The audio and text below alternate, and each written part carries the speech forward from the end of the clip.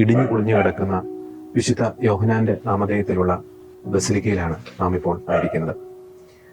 ഈശോയുടെ പരസ്യ ജീവിതകാലത്ത് ഈശോയോടൊപ്പം യാത്ര ചെയ്ത പ്രിയപ്പെട്ട ശിഷ്യൻ, പുനരുത്ഥാനത്തിന് ശേഷം പാത്മോസ് ദ്വീപിൽ ഈശോയെ മുഖാമുഖം ദർശിച്ച ശിഷ്യൻ, വിശുദ്ധ യോഹന്നാൻ സ്ലീഹയുടെ ഭൗതിക ദേഹം അലിഞ്ഞു ചേർന്ന മണ്ണിലാണ് ഇപ്പോൾ ഷെക്കേനനോസ് ആയിരിക്കുന്നത്. തീർച്ചയായിട്ടും ഒരു സങ്കടകരമായിട്ടുള്ളൊരു കാഴ്ച തന്നെയാണ്. നമ്മൾ അക്ഷരാർത്ഥത്തിൽ പറയുകയാണെങ്കിൽ ആകാശം മേൽക്കൂരയാക്കിയാണ് വിശുദ്ധ യോഹന്നാൻ സ്ലീഹയുടെ ഈ ഒരു കബറിടം ഇവിടെ സ്ഥിതി ചെയ്യുന്നത്.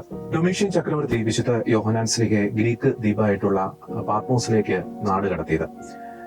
പിന്നീട് അവിടെ നിന്നും തിരിച്ചു വന്ന വിശുദ്ധ യോഹന്നാൻ സ്ലീഹ ഈ തുർക്കിയിലെ എഫേസോസ്, ആ പൗരാണിക നഗരം, ഇപ്പോൾ അത് സെൽജുക്ക് എന്നാണ് അറിയപ്പെടുന്നത്, ആ നഗരത്തിന് സമീപമായിട്ടുള്ള അയാസലുക്ക്, ആ ഒരു കുന്നിലാണ് അദ്ദേഹം താമസിച്ചത്. ചെറിയൊരു ഗ്രഹത്തിലാണ് അദ്ദേഹം താമസിച്ചത്. അതിനാൽ തന്നെ ഇവിടെ തന്നെയാണ് അദ്ദേഹത്തെ മരണശേഷം അദ്ദേഹത്തെ ഇവിടെ തന്നെയാണ് കബറടക്കിയത്. ജസ്റ്റീനിയൻ ഒന്നാമൻ ചക്രവർത്തിയാണ് അദ്ദേഹത്തിന്റെ നാമത്തിൽ തന്നെ അദ്ദേഹത്തിന്റെ കബറിടം സ്ഥിതി ചെയ്യുന്ന ഈ ഒരു പ്രദേശത്ത് വിശുദ്ധ യോഹന്നാന്റെ ബസിലിക്ക ആദിമ നൂറ്റാണ്ടിൽ പണി കഴിപ്പിച്ചത്. AD 565 ഈ ഒരു ബസിലിക്ക പണി കഴിപ്പിച്ചത്.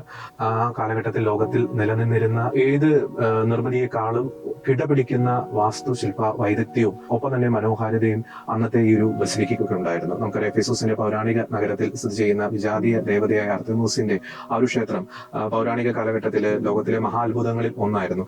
അതിനോട് പോലും കിടപിടിക്കുന്ന രീതിയിലുള്ള വലിയൊരു നിർമ്മിതിയായിരുന്നു വിശുദ്ധ യോഹന്നാന്റെ ഒരു ബസിലിക്ക. 6 താഴിക കുടങ്ങൾക്ക് കീഴിലാണ് ഈ ഒരു ബസിലിക്ക സ്ഥിതി ചെയ്തിരുന്നത്.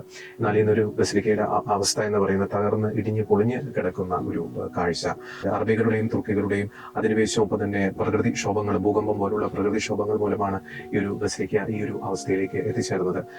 നമ്മൾ നോക്കുകയാണെങ്കിൽ വിശുദ്ധ പൗലോസ്ലീഹയുടെയും വിശുദ്ധ പത്രോസ്ലീഹയുടെയും ഒക്കെ കബറിടത്തിന് ലഭിക്കുന്ന ഒരു പ്രാധാന്യം ഈശോയുടെ പ്രിയപ്പെട്ട ശിഷ്യനായിട്ടുള്ള വിശുദ്ധ യോഹന്നാൻ സ്ലീഹയുടെ കബറിടത്തിൽ ലഭിക്കുന്നില്ല എന്നതാണ് വാസ്തവം. കാരണം ഇടിഞ്ഞു പൊളിഞ്ഞു കിടക്കുന്ന ഒരു കെട്ടിടാവശിഷ്ടങ്ങൾ, ബസിലിക്കയുടെ അവശിഷ്ടങ്ങൾ, അതിന്റെ മധ്യേ, പ്രത്യേകിച്ച് അതിന്റെ മദ്ബഹയ്ക്കും പ്രസംഗപീഠത്തിന് മധ്യയാണ് വിശുദ്ധ യോഹന്നാൻ സ്ലീഹയുടെ ഒരു കബറിടം സ്ഥിതി ചെയ്യുന്നത്. വളരെ കുറച്ച് സന്ദർശകരെ മാത്രമേ നമുക്കിവിടെ കാണാൻ സാധിക്കുന്നു. തീർച്ചയായിട്ടും വിശുദ്ധ യോഹന്നാൻ സ്ലീഹയുടെ ആ ബസിലിക്ക നിന്നിരുന്ന ആ ഒരു സ്ഥലത്തിന്റെ കൂടുതൽ കാഴ്ചകളിലേക്ക് നമുക്ക് പ്രവേശിക്കാം. വിശുദ്ധ യോഹന്നാൻ സ്ലീഹയുടെ മധ്യസ്ഥം തേടിക്കൊണ്ട് തന്നെ ഈ ഒരു തീർത്ഥയാത്രയിൽ നമുക്ക് പങ്കുചേരാം.